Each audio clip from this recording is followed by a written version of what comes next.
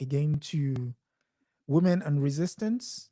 And um, first things first, manners. With me, as usual, is my co host, uh, Mrs. Aya Fubara Eneli Esquire. And how are you, my sister? I am doing well. I am doing well. Glad to be in conversation with you. Yes, always a pleasure. My name, as usual, is Adesoji Iginla. And we continue our quest to understand the role of women, our mothers, grandmothers, aunts, and sometimes just the ordinary woman walking the streets. Because we've gone through so many, I mean, at least 10 now, with our latest iteration, who is none other than Professor Wangari Maathai. Before we delve into her, we would enjoin everyone to turn up next week, where we will be putting all the previous people that have sat on the podium to my left in conversations with each other. And that is, and also, get some questions from the audience as to how the stories of the women have impacted them on a day to day basis. But without further ado, Wangari Maathai, who is she? And why are we talking about her today?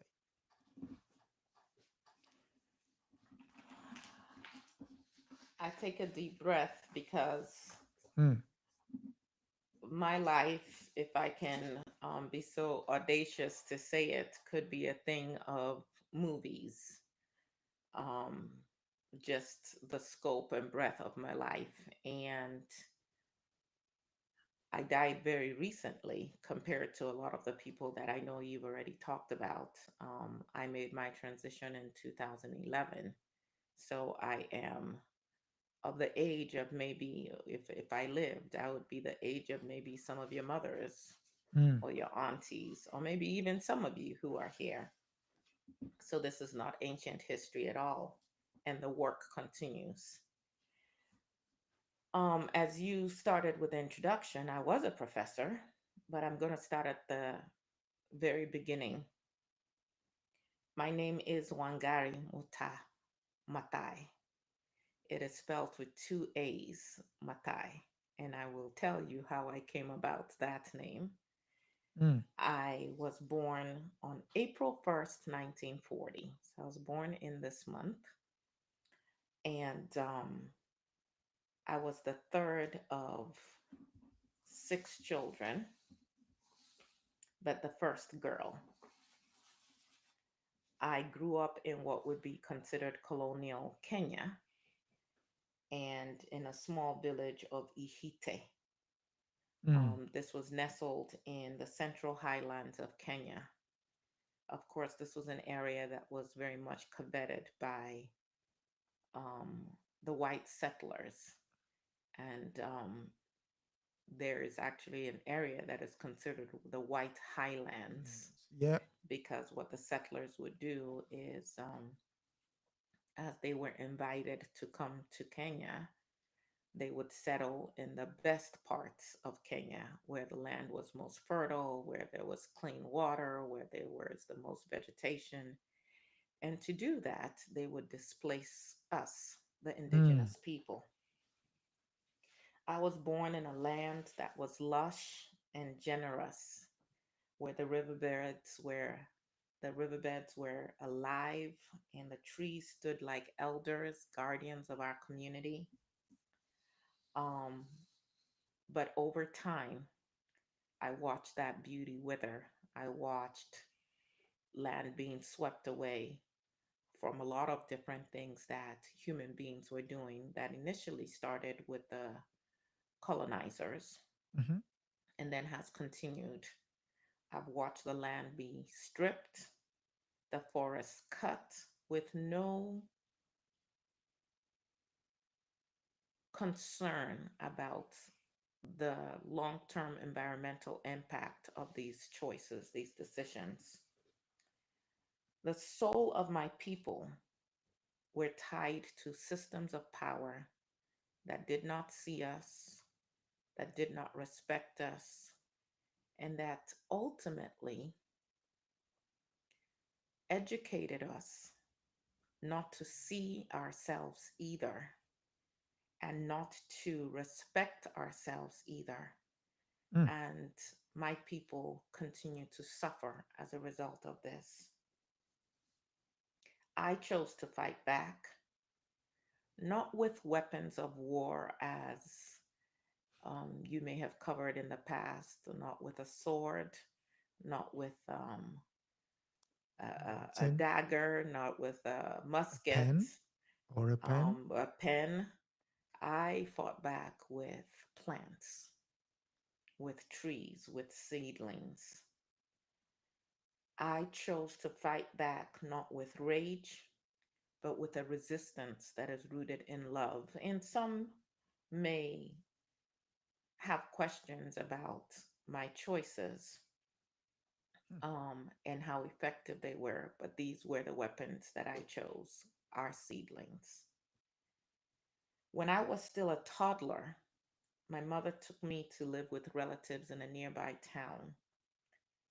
Um, this was actually very advantageous to me because my father, who had four wives, he was a Christian. He was really, I would say, like the first generation of Christians in Kenya. There were others before him, obviously, but my grandparents, for the most part, had resisted becoming Christians. They eventually, my grandmother actually was baptized on her deathbed. Um, but my father was supposedly a Christian, but that form of Christianity also allowed for embracing some parts of our culture. And so he had four wives.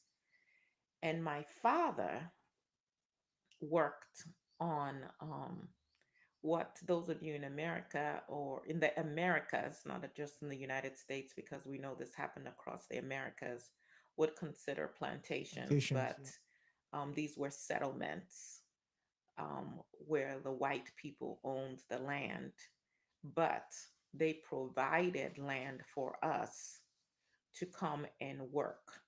Mm. Similarly to the sharecropping in the United States of America. We did not own the land, but we were assigned land on their land Essentially where we could squatters. grow, yes, we could grow our own food, but we could not sell the food out on the marketplace per se. We had to sell it to the owner of the land, who then could now sell it on the marketplace for much higher value than what they paid us. So it was a system that kept us destitute. But Mm. my father was actually skilled. He could drive. He was very good at repairing engines. He was a mechanic of sorts, and he was very much his service was very much valuable to the white settler, whom he had a very close relationship with.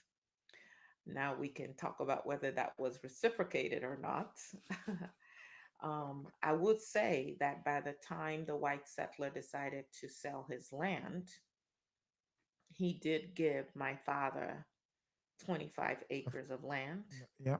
He also gave land to the Catholic Church that was then able to build a school that is still in existence.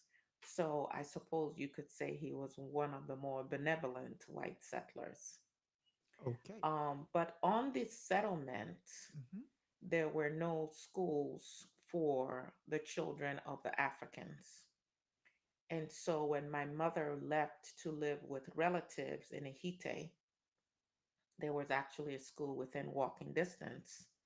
And my uncle, who lived there, had all his children enrolled in school. And my older brother was also enrolled. And my brother came to my mother and asked my mother why I was not in school. Mm. And my mother didn't really have any reason. She could have insisted that I stay with her, because that would give her extra hands Hands on the fields. to work in the fields. We all grew our own food. We ate very well. There was no issue of malnourishment. Um, my grandmother, we don't have records per se, but she lived, we think, till about her mid 90s. Yep. And that used to be the norm. That, of course, is not the norm in Kenya today, where the average age for men dying is about age 40, and where you see a lot of malnutrition with the children, and you see millions of women dying from iron deficiency because of malnutrition, Nation. really. Yeah. But that was not always our case. And so, because I moved back to Ihite, where my uncle was, I was able to go to school, which again was not the norm. People would sometimes send their boys to school if they could School, afford it, but but not the not the girls. girls, because what was the point of educating a Someone who girl? was Her gonna job leave. was Yeah. supposed to get married and maintain a family. Um, but I excelled in school. I ultimately went to a boarding school when I was 11 years old. And this was a school run by nuns. And I had a very close affinity with these nuns. And I eventually also converted. I did not ask my parents or my family for permission, I just made the decision. And I chose the name of Mary Josephine. So both the Virgin Mary and her husband in the Bible, Joseph, Mary Josephine. And so for many years, I was actually known as Mary Jo. And all the time that when I had an opportunity at age 20 to go to the United States of America to study, which was really unheard of for most students in Kenya who were educated after high school. If you were lucky, you went to the University of Makerere, Yeah. which at The that point was the only school university East African. for Black students in the entire East Africa region. But there was a program called the Kennedy Airlift, a program that sent promising African students to study in America. And I was chosen to be one of those students. And I traveled to the United States. I ended up studying at Mount St. Scholastica College in Kansas, where I earned a degree in biological sciences. And then I also went on to the University of Pittsburgh, where I earned a master's in biology. Of Hmm. course, by this time, um, we had gone through the Mau Mau resistance. 1952 to 1962.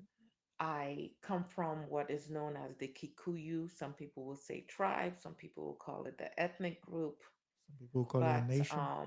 the Mau Mau's were primarily consisted of the Kikiyus. And I actually remember a time as a young girl where I was making my way back to the settlement where my father lived and worked.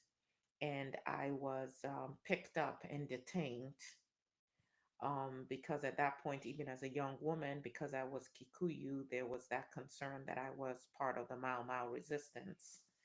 And it took some um, maneuvering by my father's employer to convince them that indeed I was a student who was just returning to where my father was, which was far from where my mother was. And so the question was, why is she, if she's from Ihite, which is near Nyeri, why is she so far from home? Hmm. Hmm. I definitely encourage you to go and read and learn more about the Mau Mau resistance and how that came about. It was a very difficult time for us. Yeah. And what we do not talk about much is the number of Kikuyus and others who were Hmm. considered part of the Mau Mau resistance who were killed, many who were maimed, and many who were detained and their labor used to actually build Kenya. And Yep. so the international airport at Kenya, actually, Nairobi, the whole tarmac was laid by prisoners from the Mau Mau resistance. And even that terminology, Mau Mau, is problematic. Yes, very Um, much so. Very much so.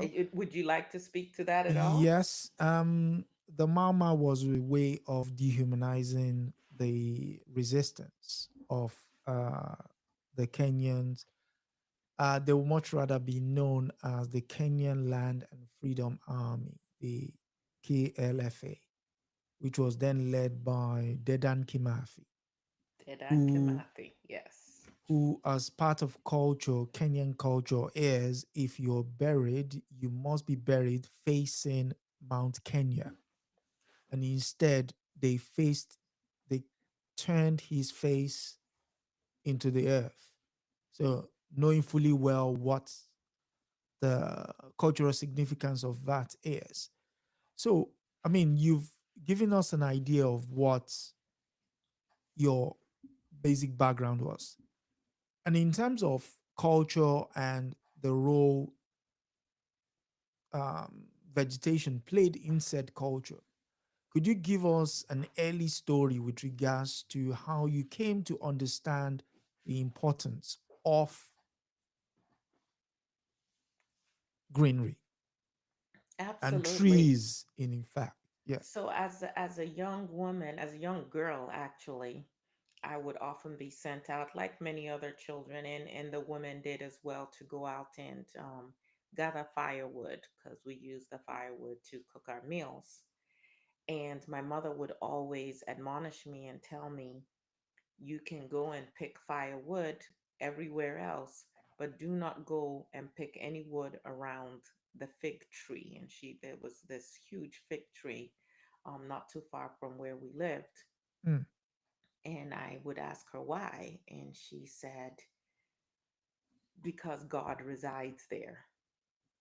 Um, mm, and we understood, as part of our culture, the importance of the fig tree. I did not really understand it as a child, but I respected my mother's wishes. As I got older, I came to understand the importance of the fig tree, its deep roots, and how it could break through the rocks and go down in and draw up water.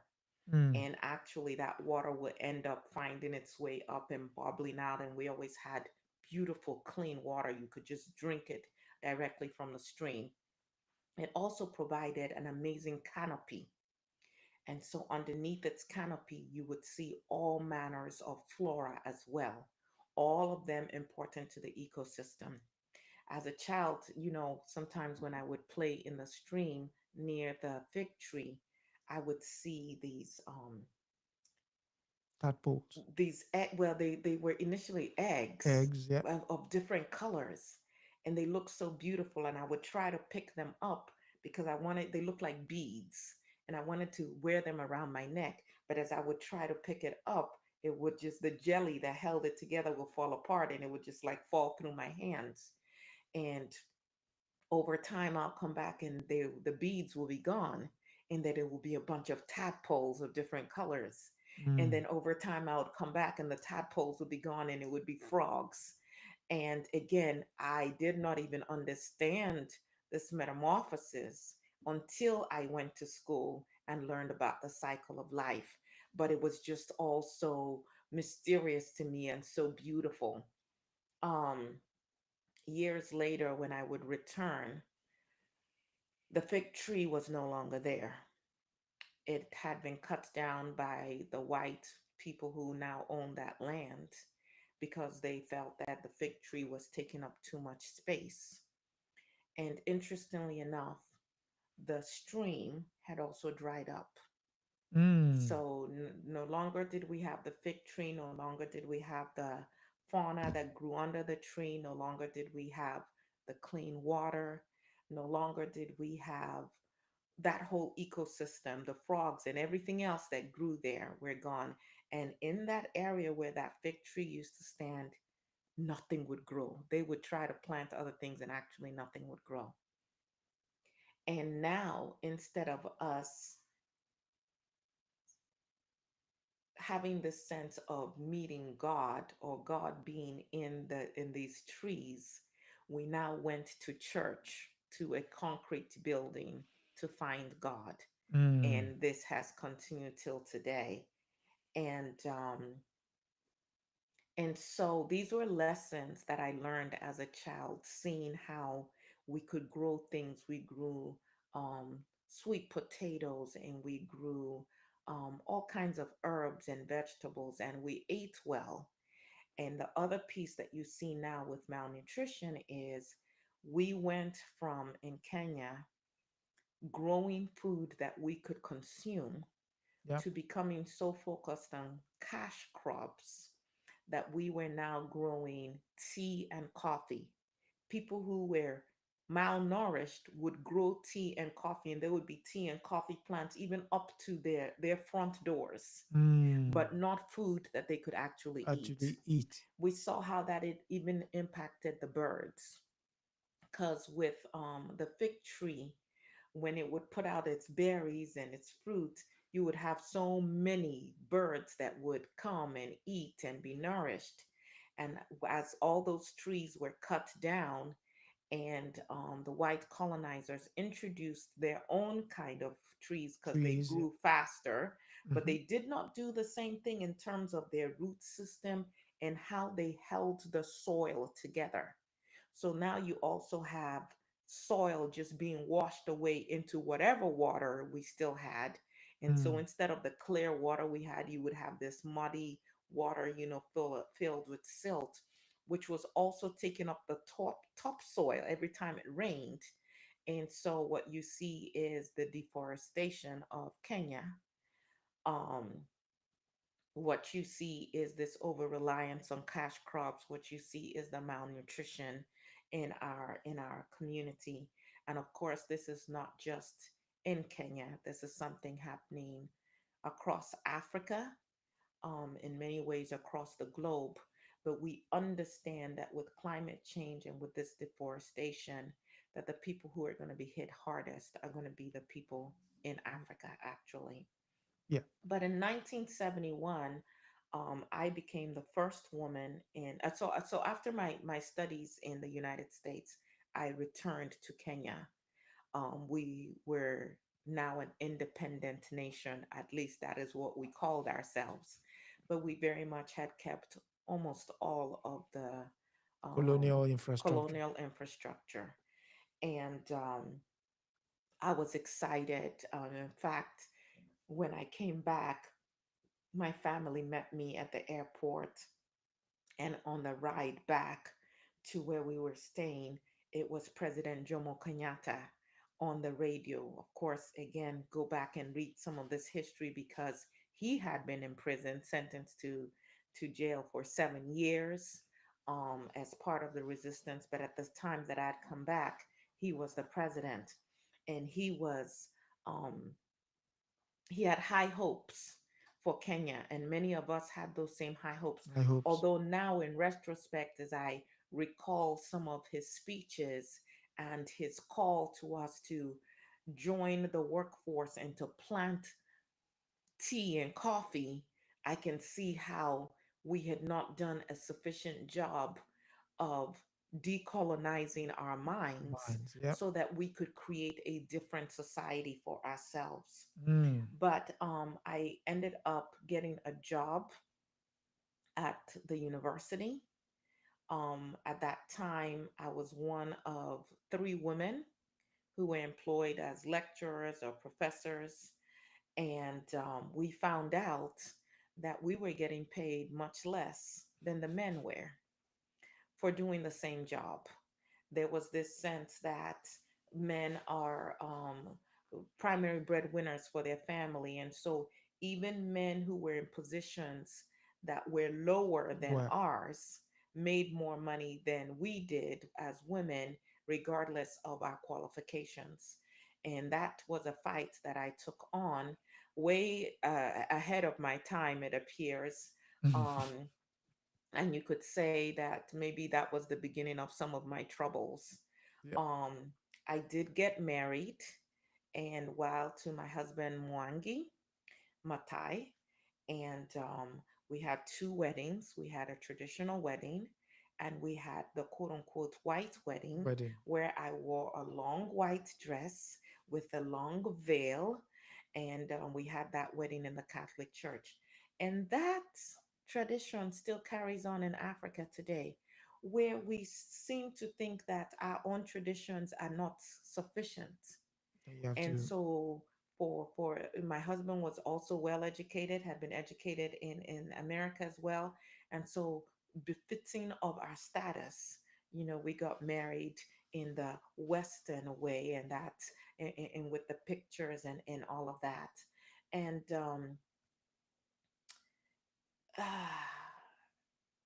we began our family. My husband and I had three children, but there was trouble in the marriage. And I would say that a lot of the trouble had to do with the societal expectations Patience, yeah. of me as a woman and of him as a man. In fact, we had many different ways of challenging men and asking them who wears the pants in your family.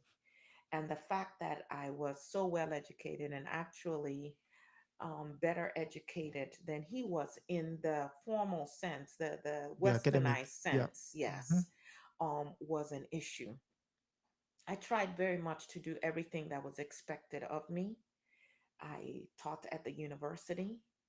I ran my home.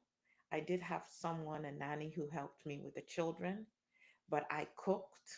When we had guests, I served all the guests myself, not a servant. I did that. I tried to meet all of my husband's needs. When he ran to be a member of parliament, Parliament. Yeah. I went out on the Support. campaign trail with him. I was subservient. I truly tried to play my role as a quote unquote good African wife. But to my great dismay, it was not enough. My husband traveled often, and I had no problems holding down my job and my household. In fact, I made my own decisions at work, and I made most of the decisions also in the home since he was gone so much. But one day I returned from work, and my house looked a little different. My husband, Mwangi, had actually moved out of the house. And I asked the nanny who was with my kids, what is going on? What happened? And she said, Master Mwangi Maathai had come in and packed up his things, his television, his clothes, some other items, and packed up his car and left. Left. We did not Yeah. have a conversation about it. Hmm. Just It left. was my hope to reconcile. I did not want to be divorced. Um, in my society, anytime a marriage a marriage supposedly fails, it is It's always the woman's woman's fault. fault. Yeah.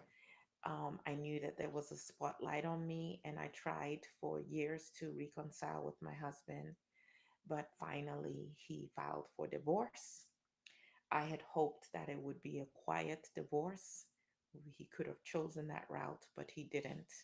He chose a very public divorce, and for months we made the newspaper, and it was this lecturer, this professor who was rejected by her husband. Husband. Yeah. And at that time, there were just a few grounds for divorce. It was adultery, it was cruelty. Incompatibility was not a ground for divorce. And so my husband actually lied to the court and accused me of adultery. He accused me of being so cruel to him that it had raised his blood pressure. I denied all of those charges. Um, but I was basically raked through through the mud, if you will, in the papers. And a lot of people who already had issues with women like me, who were educated, who they assumed oh, were too big for their britches or something. This was the perfect time for Opportunity. them to, Mhm. yes, to make my life a living hell. And I was very concerned because my children were young. And I was concerned about how this would affect them. But I hired lawyers, even though that is not what I wanted to do with my money. But ultimately, I would tell you when I put the noose around my own neck. So I was on the stand, and my husband's attorney asked me a question. And you were supposed to be intimidated and very sheepish when you're on the stand. Mhm. And I asked the attorney why they had asked me that question. Question. And the attorney turned to the judge and said, Can you see? imagine this. Did you hear her? She's Uh, asking me a question. If she can ask me a question, and in you court. can, in court, you can only imagine that she would have been very problematic to live with in a home, that she must have been challenging her husband all the time. And of course, God forbid that I, as a woman, ever open my mouth to in any way Mm. attempt to challenge a man. And so the court ruled against me. The divorce was granted. And so now I was a divorcee, having been shamed in the media.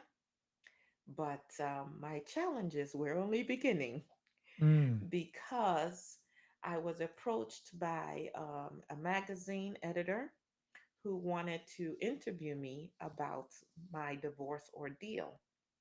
And during that interview, I had mentioned that the only way the judge could have ruled against me because there was no evidence of me either having been cruel to my husband or having um, Infidelity. any infidelity. So I said that the only reason that that divorce could have been granted was either that the judge was incompetent or was corrupt. And once that hit the airwaves, I was hauled back into court Child for content. contempt of Of court. course. Yeah. So was the editor. The editor was given the option of either, well, I was given the option of retracting my statement. And I said, I did not accuse anybody. I did not say they were corrupt or incompetent. I just said the Or only reason that could so have yeah, been. judge could have based on the evidence is either they were or, but I did not specifically say that they were. Well, since I refused to retract my statement, the court gave the editor an option of paying 40,000 shillings, Kenyan shillings, or 6 months in jail, and they paid the fine. But in my case, I was not given an option of paying a fine.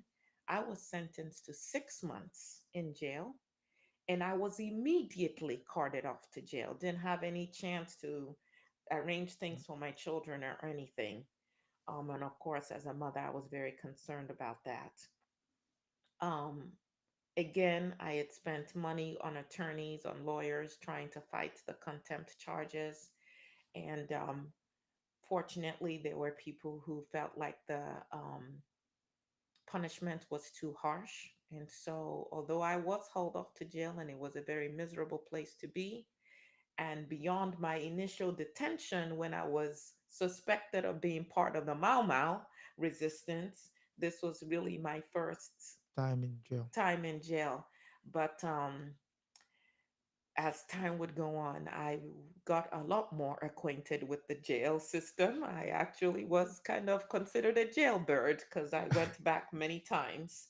Um, Ultimately, my lawyers were able to work out the statement that I made, and that allowed the courts to then, release me from jail. But this was my situation. Now, mind you, when all of this was happening, in 1971, long before my divorce, I became the first woman in East and Central Africa to earn a PhD You from the did. University of Nairobi. I earned my PhD in veterinary anatomy. I had actually gone to Germany to study before I came back and got married.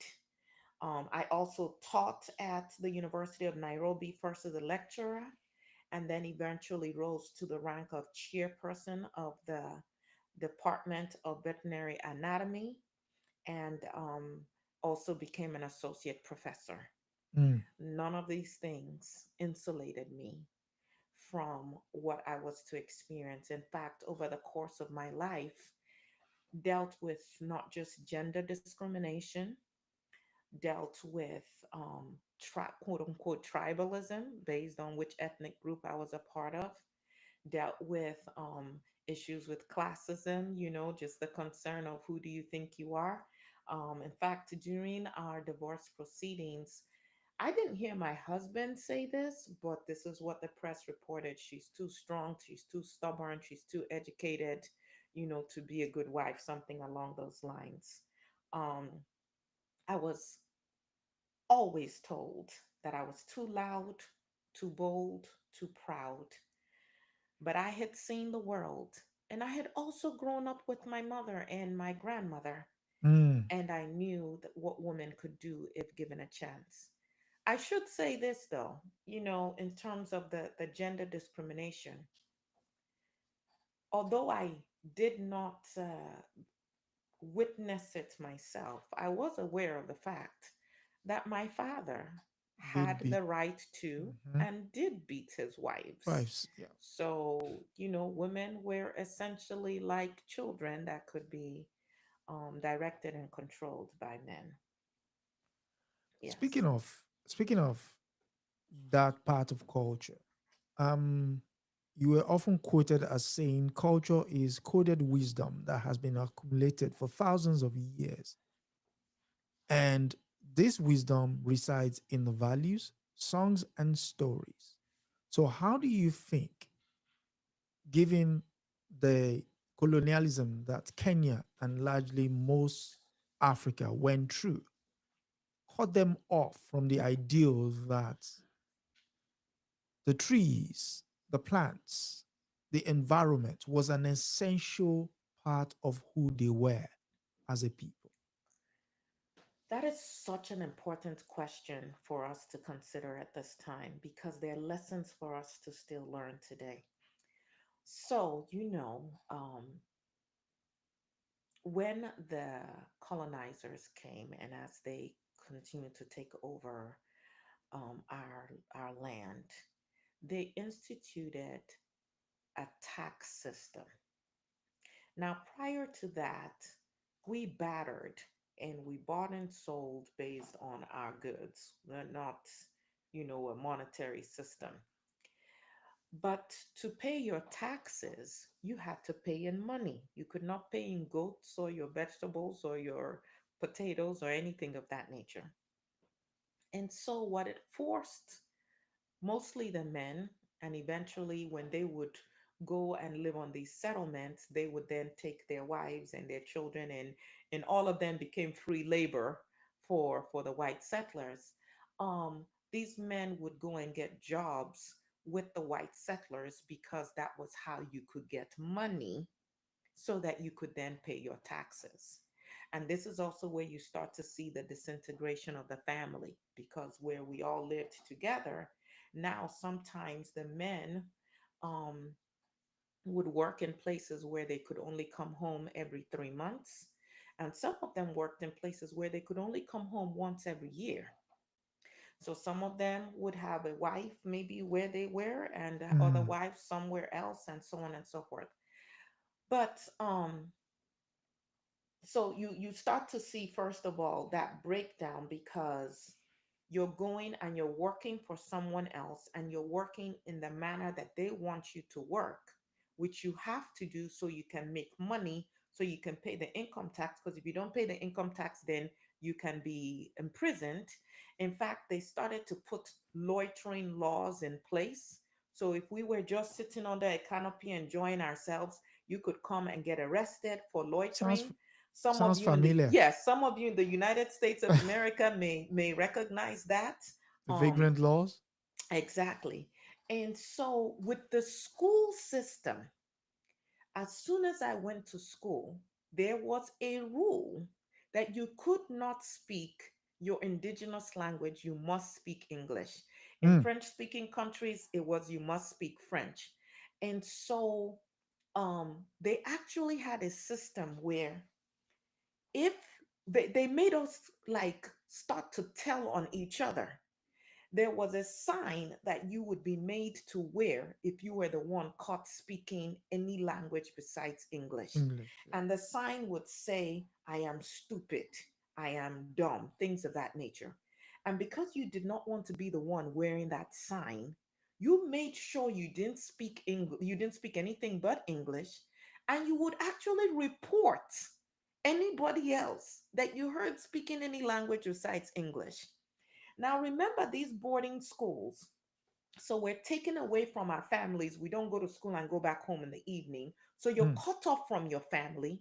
They had specific visitation days, and your family could only come and visit you during that small period of time. And again, because of the distance, and if your parents had other children and all of that, you may not see your family at all, except for during the holidays when you could go home. So you were effectively put in this sterile environment, completely cut off from your own culture. Every morning, starting with prayer and their songs, and these were these the school I went to was run by nuns, Catholic nuns. So you're learning the rosary. You go to bed saying the prayers. So you're completely immersed in their own culture and cut off from your own. You are Mm. no longer singing your own songs. And then, mind you, if you pull a child out of their community at age 11 and they stay in school for another 6, 7, however many years, The at that formative point, years. Yeah. so that is their formative years. Those are the times when you should have been learning your own culture, coming into a deeper awareness, understanding how to do things. So it would get to the point where some of us, when we would go back home on the holidays, we would speak to our families in English. We were losing touch with our own tongue. We wanted to show how educated we were. And so you don't want to speak the primitive language, because what they made sure that they drummed into us is that our ways were primitive. And the pathway to a better life was through the white man's education. The men could become clerks or teachers or pastors, and the women could become teachers and nurses. Mm.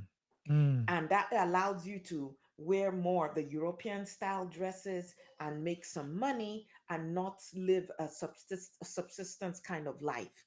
And so you see that the educated ones, a lot of times, would no longer speak their language. And then as they started to marry and have children, the language, the indigenous language, will not be taught in their homes at all. So Mm. their children will only learn English, and all your prayers are to this white God, white Jesus, crucifix, all of that. And anything outside of that was considered demonic and primitive. So you can then see how easy it was for them to cut us off from who we were. And then when you position those that you've educated as the leaders of the masses, the ones everybody else should look up to. Even though there was a stratification, it was white people, then it was the Indians that they had Indians. brought Yeah. in who ran a lot of the stores, and then it was the educated Black people, and then it was all of the primitive Africans. And so to get ahead, you needed to show yourself worthy of the white man giving you a position. And the way to do that was to emulate all of their ways and to turn away from your own ways. And over time, like I said, we no longer see the spirituality, the divinity of our surroundings. Mm. We too are caught up in, let us build like the white man has built.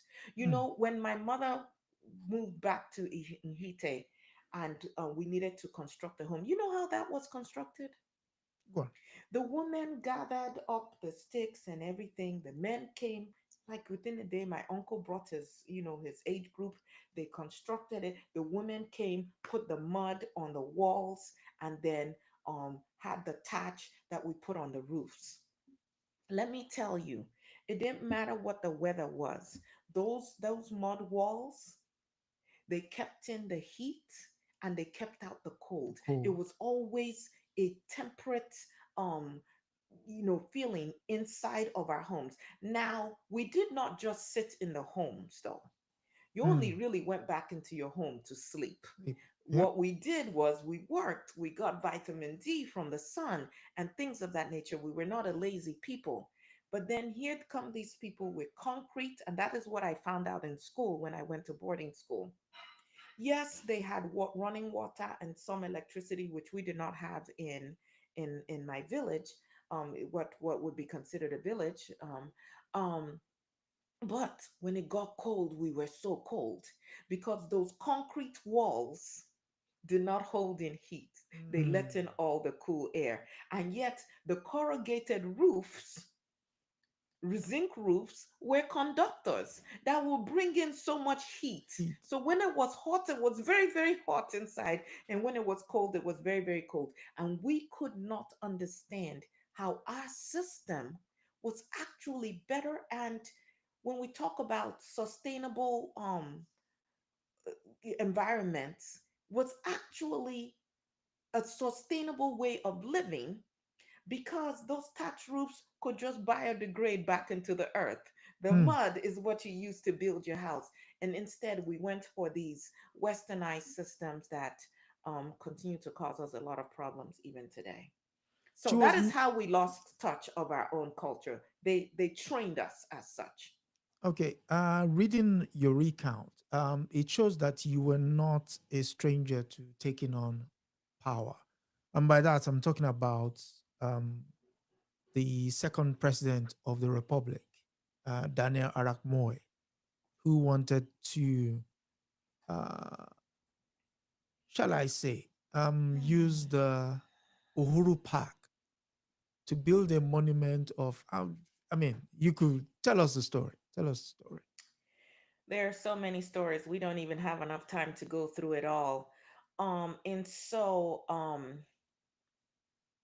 Arap Moi, who was a dictator and president for Kenya for far too long, took on a lot of the characteristics of the colonizers in terms of how repressive he was and how he tried to consolidate power and the amount of corruption.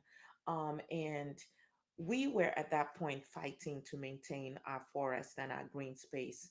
And one of the things the colonizers left was an area called the Uhuru Park, which provided anybody of any income level could come and enjoy this park, sit under the canopy of trees, and so on and so forth.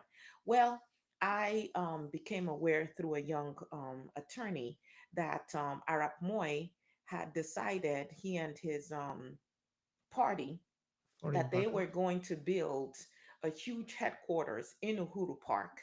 They were going to build a 60-story building. At that point, it was going to be the tallest building in Africa. Africa. And part of that project was also going to include a 4-story high um, Statue. monument statue to him, quote unquote, facing Jomo Kenyatta, who had, since passed on. And when we heard about it, we decided to resist. We had resisted Arap Moi at other times because, similarly to what the colonizers had done, he had been arresting young men who he felt were in opposition to him. And so there was actually a sit-in that I and some other women whose sons had been taken as political prisoners. We had a sit-in at Uhuru Park, and we wouldn't leave. And people started coming, and it got started to gather a lot of attention. And they actually sent the police and the military to come after us. I was beaten severely, my head cracked, skull cracked, and I was arrested. And one of the things that the women did was they actually took off their clothes Derobed. and just derobed and showed their nakedness. You may remember that we have talked before, and if you haven't, maybe you can bring it up later, of this tradition, an Africana way of knowing, where an elderly woman does not The disrobe, robe does not in derobe in public. front of in public, and when she does, it's an act of protest, and that is usually something that will stop anybody in their tracks. And we saw that with Fumilayo Kuti, that I believe you covered, Yeah, where the woman also took on that action. And so there were some women who derobed in that way, and eventually I was taken to a hospital, treated, and I came back. And because we kept resisting, they did eventually release over 50 political prisoners. But we were putting the fire, if you will, under the administration. But coming back to this statue, this monument, to himself, um, it made no sense, and so I started to inquire of the government, is it true that this is what you're trying to do, cut down these trees and continue with this deforestation of this park, that and we that is already complained essential about. to us? Yeah. Mhm. And they initially ignored me, and so I started writing letters to the media, and then I wrote letters to some of the outside international agencies that were actually going to help fund this park, some of private funders as well as governmental agencies. At the World And I Bank. said, would you do this in your own countries? Take a park like Hyde Park and all Mhm. of a sudden just mow it down and cut down trees to put up these structures, Or and all Central of the Park. negative, or Central Park, and so all of the negative media eventually caused those funders to withdraw their support for the project, and that is how that project was thwarted. But as you can imagine, I was now number one persona non grata with Arap Moy, and he had a lot of power. So I did run for parliament.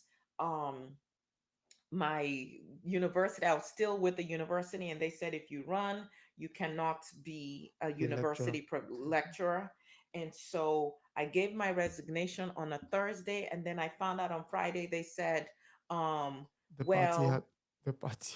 yes, and they Yeah. gave a reason, a false reason as to why I couldn't run. So I went to court to try and fight that. The judge ruled against me. So I went back to the university to get my job back. And in less than 12 hours from when I submitted my resignation, they said they had filled the position. The position was no longer available. So even though I had worked at that school for over 16 years, just like that, I was out of a job. But really, what it was is that the president of the country was also the chancellor for the university. And so this was the way of the university distancing themselves from me so that they would not be in the bad graces of the Of the president. chancellor. So I found myself Jobless. without a job, divorced. My housing was tied to my job. And so they evicted me immediately. Immediately. Yeah. But fortunately, there was a property that I had bought when I was still married to my husband. Our marital home we bought together, but only my husband's name went on it. So he kept that property. Stupid of me. But there was another property that I had bought with my money that had my name on it, a small house in a not so good part of town. And that house saved me. That is ultimately where I moved to, because I now had no job, no money coming in, and nowhere to live. But we persisted, and that is when I started to do a lot of my work with The the Green Green Belt Belt movement, which movement. we had already started, teaching women how to plant seedlings so that they could um, take care of the environment and have a resource, not immediately, but eventually, for firewood, teaching them how to better take care of themselves. And we also use that process to educate them even on the political system and how they could have a voice. Mm. And so I, without a job now, I threw myself more into that. And then I was approached by an organization from Norway who wanted to partner with us, and they brought in some resources. I had indicated that all of us were volunteers who worked with the Greenbelt movement and that we needed a coordinator. And they suggested, well, since you don't have a job while you're still looking for a job, why don't you serve as the coordinator? And that began a whole different well, trajectory for me, if Mm. you will. And ultimately, the work that we did with educating women, we, by the time of my death, we had planted over 50 million seedlings. We had found a way to actually pay the women per tree seedling that they planted that survived, which was very helpful to the women. Um, that became my legacy, and that became the thing that propelled me to where I ultimately was awarded the Nobel Prize, Peace Prize in 2004. So there is one part I want to, bring to the attention of people. When you said the Green Belt movement, it's instructive for us to remember that a similar type movement was started in West Africa where by Thomas Sankara in 1983. Yes. What ultimately became the Green Belt movement was uh was it, the best way to describe it is it's basically a belt of trees from West Africa to East Africa, and it joined up through the Congo in the early 1990s. So the vision of two people, two Africans on the equal side of the continent coming together, not knowing at the time that they started their movement that those trees will connect, but they eventually did connect in the 1990s. There is one other thing before we pack up. Thomas Sankara is also on record as saying women are the mothers of revolution. I'm In I'm so glad you brought that up. Please continue. Yeah, so the other mothers of revolution.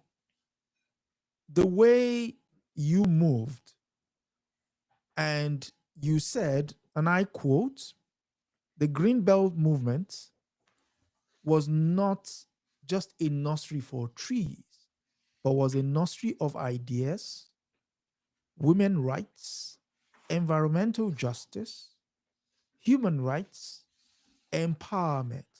And why? She said, if you empower women, you've empowered a complete society. Yes. So, Yes. And so, just like Thomas Sankara realized that he had to work with the women, he wanted to work with the women, the importance of the women, that was something that I also recognized, the work that we did. And also the way that the colonial system had sucked in the men, that it was women that had to do this work. It was women who were being most impacted by this deforestation. mm, Women who had to cook, who couldn't find firewood, women who couldn't, find the food to feed their children. And and what we were trying to show is that there is a connection between what is happening with your environment and with poverty. yep, That when you take care of the environment, people can thrive. And when you take care of the environment and people can thrive, it also makes it harder for them to be suppressed and repressed. And so, even as we talk about the changes that need to occur in Africa, one of the reasons I think it's so easy to hold down so many people, and we see this rampant poverty in a continent that arguably is the richest landmass on the face of the earth, is when people are struggling just to survive, then they don't have the wherewithal to now fight these repressive systems, mm, and then mm, those repressive systems just get to continue to thrive. So, first, you have to strip people of their humanity, keep them in such a quote unquote struggle mode, and then you don't have that same resistance to whatever it is that you're doing. They're not going to have time to pay attention to what you're doing, let alone figure out how to come together. And then it's so much easier also to manipulate them. So what you continue to see in Kenya, and that I experienced even when I ran for president, is these cultish personalities in the quote unquote tribalism. And so people basically looking at, well, I just need to get my own person from my own tribe, if you will, elected, because if they're elected, then we can eat, we're going to thrive. And you're not looking at what is this person's plan for the entire country as mm, opposed to your little group. And so you continue to see these continue to see these cults of personality. And I think that's something that those of you in the United States of America are experiencing right now as well. The You also environment and the economy are really Mhm. two sides of the same coin. Coin, If yeah. we cannot sustain the environment, we cannot sustain ourselves. You also said, I mean, two more quotes before we wrap up. You also said culture taught you to look at trees and not see them as timber, elephants, not see them for their ivory, cheetah, not for their skin, Skin, but to yes. let the animals be so you can Tim. thrive. Exactly. And this idea of materialism, and it's always about what I can consume. And you know what? And I'm guilty of it because I was raised in this, in these by these nuns and inculcated with some of this Mhm. ideas as well of, in the Bible in Genesis, one of the things it says is, oh, and God created man and he was, set up to dominate the earth. That's a very different concept of dominate is I do whatever I want, as opposed to maybe a caretaker or a co-equal Or living in harmony. living. Yes. And our understanding was to live in harmony before that was changed to everything was materialistic, Mm, and it was what money can I get from this. So yes, instead of seeing a tree, you're seeing timber that you can sell. And mm. yet we know that this world, the appetite of the colonizers and their children now is insatiable. And so here we are with so much deforestation, so many of our seas being depleted of our fish, wild animals, just we've completely um, very negatively impacted our ecosystem, and that is also impacting us. You also It's said, and one final one, you also said it's important that people know the value of trees. And for every one person in Kenya, you have to have 7 trees. no, actually So, 10, okay, 10 10 trees. trees, yes. Okay, so, and you then leave them with the final question, which is, do you know where your 10 trees are? And that is the question I will leave for all of your listeners today and whenever else they hear this. Have you planted your 10 trees? Mm, Because think of what these trees do for us. They consume carbon and then they give us oxygen. When you cut all these trees and build all these mansions, what are you going to breathe? When all the animals, you cut down the tree, do you know how many animals are displaced at the same time? Not to mention, like I said, the role the roots of these trees play. And so even, now, people just with the technology, you can cut down a tree in a couple of minutes. But how many years did it take for that tree to grow? And I know now they're planting these trees that grow fast, but they don't have the same impact on the ecosystem and as some presence. of our old trees. And Mm, so we need to learn patience. We need to know that we cannot expect, if we do something today and we don't see the results immediately, that we should stop. We need to know that we have to be in it for the long haul. The long haul. This requires commitment. It requires persistence. It requires patience. If I may, I do want to share a little poem with you, if you will, go on. a story. There's an old story I love to tell. A forest was on fire. All the animals ran, terrified, helpless. But a tiny hummingbird flew to the stream, picked up a drop of water, and flew back to the fire, dropped the drop of water, and did it again and again and again. If you've ever seen a hummingbird, little. Zzz. The other animals laughed. What do you think you're doing? She said, I am doing the best I can. That's all I ever tried to do. I had no grandiose ideas. But I looked at the problems before me and I said, what can I do? However little. So we started with just 7 trees that we planted on June 5th in 1977. Only 2 of those trees survived. Some of them grew, but then some were cut down. 2 survived. But from that came a movement that has now exceeded 50 million trees. So where can you start? Where can you start? Do not wait for permission. Find your seed, plant it, nurture it. Whether you are fighting poverty, racism, violence, gender discrimination, homophobia, climate change, corruption, know that resistance does not always roar. Sometimes it whispers, Mm. sometimes it writes, sometimes it digs, sometimes it roots. And from those roots, freedom grows. So, what will you plant today? Yes. What would you plan today? And for people who want resources with regards to uh,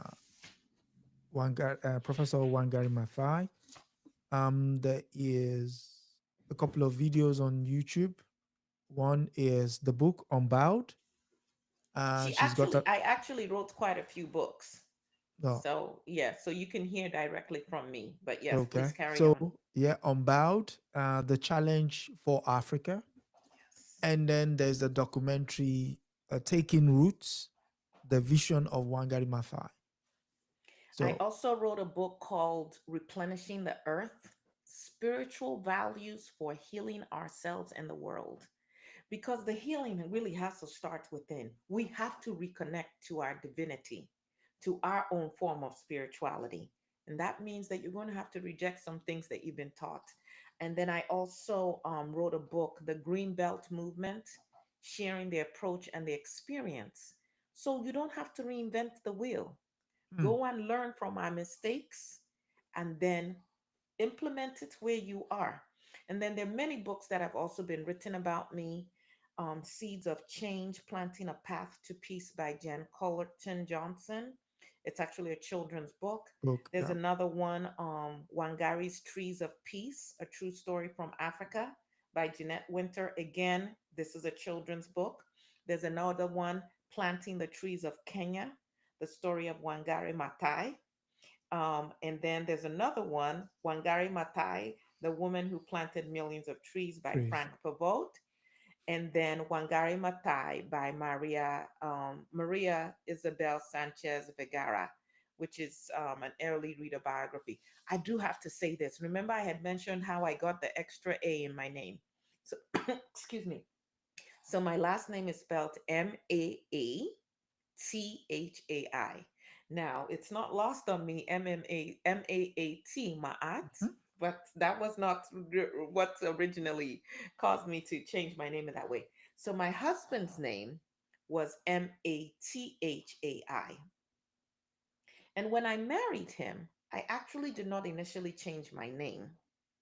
And my husband was very upset about that because even though in the Kikuyu group, we Mm, typically kept our own names, women, after we got married, under this Western culture, women are supposed to now be called Mrs. So and so. We were not Mrs. before Westernization.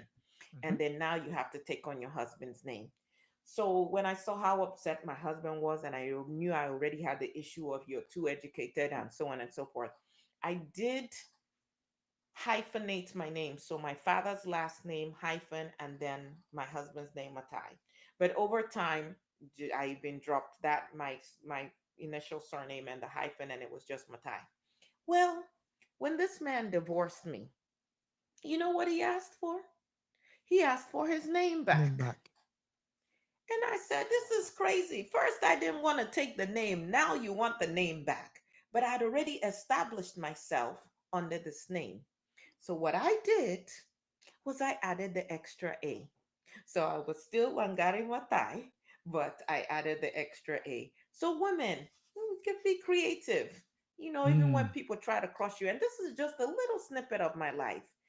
There were many, many things that I went through. A lot of pain and loneliness and heartache. When the president of your country and the strongest man in your country makes you an enemy, even your friends don't want to be around you.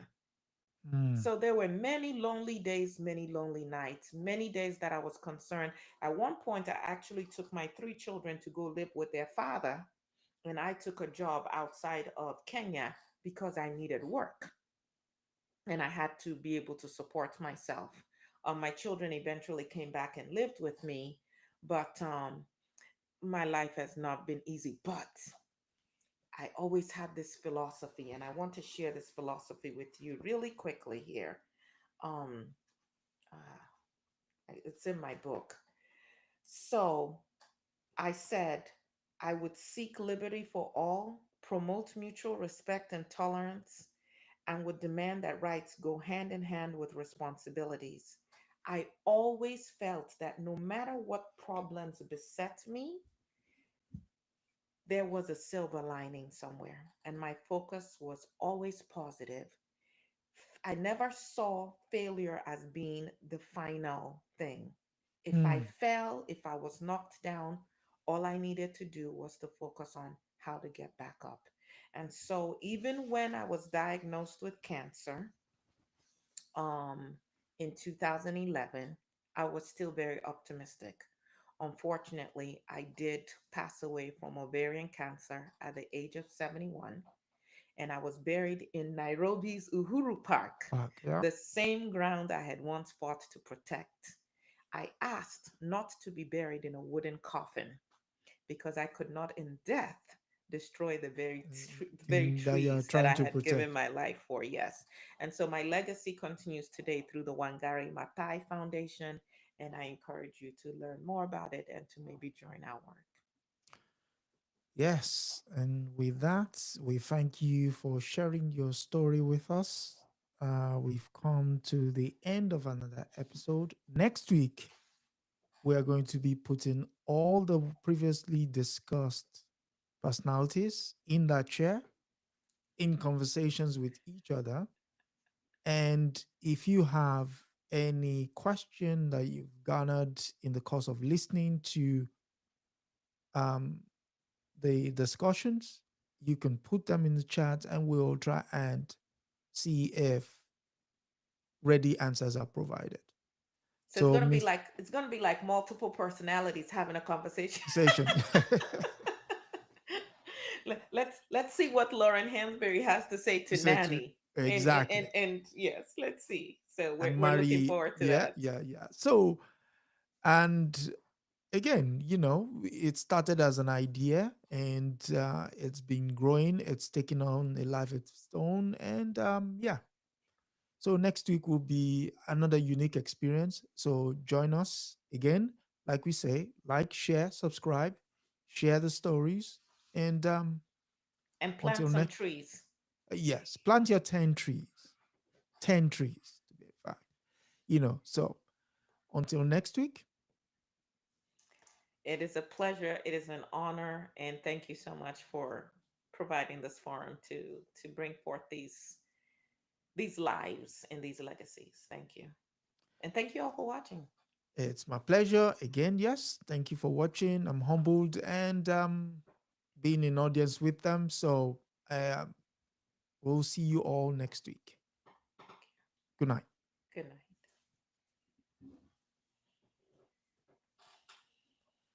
Yes.